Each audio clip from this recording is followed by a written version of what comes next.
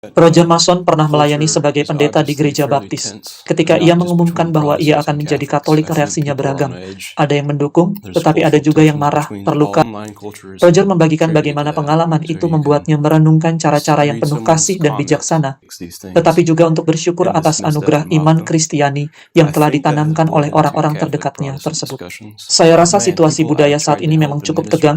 Orang-orang sekarang mudah tersinggung. Ada ketegangan budaya antara berbagai kelompok dan ideologi.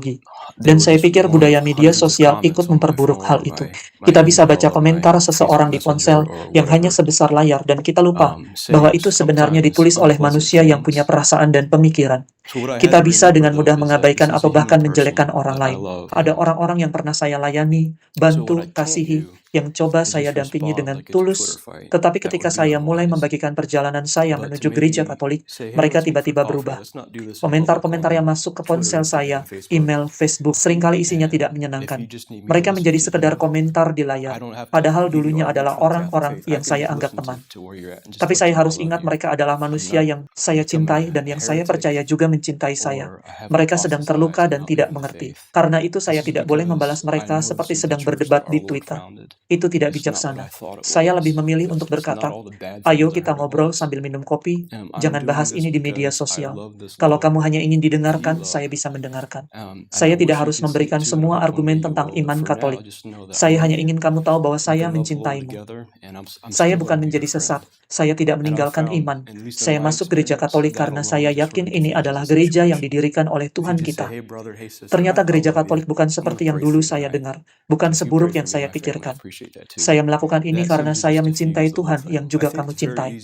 Kita mudah sekali menilai orang lain secara hitam putih, orang itu baik atau jahat. Saya juga bertemu orang-orang yang merasa dihianati oleh guru Protestan mereka karena merasa telah diajarkan hal yang salah tentang Katolik. Yang membantu saya adalah mengingat hal-hal baik mereka. Saya ingat seorang pendeta gereja baptis di kampung. Dia bukan lulusan Oxford, bukan teolog besar. Dia mendorong saya untuk mencintai Tuhan, hidup kudus, menjauhkan diri dari nafsu masa muda dan menghafal kitab suci. Saya tidak akan pernah melupakan hal itu. Meskipun sekarang dia tidak mengerti mengapa saya menjadi Katolik, dan mungkin tidak akan pernah mengerti. Kami memang berbeda pandangan, tetapi saya memilih untuk tetap menghargai kebaikannya. Saya juga ingat ketika saya dahulu masih mempertanyakan iman, saat saya masih menjadi pendeta gereja baptis. Saya juga cukup anti-Katolik. Butuh waktu lama bagi saya memahami bagaimana ajaran Katolik itu sebenarnya. Jadi saya tidak bisa berharap teman gereja baptis saya akan langsung paham hanya dalam satu atau dua percakapan. Karena saya sendiri butuh bertahun-tahun. Tapi kalau saya bisa memberinya sedikit hal untuk dipikirkan dengan kasih dan kelembutan, dan membuatnya sedikit lebih dekat kepada kebenaran yang penuh, itu saja sudah cukup.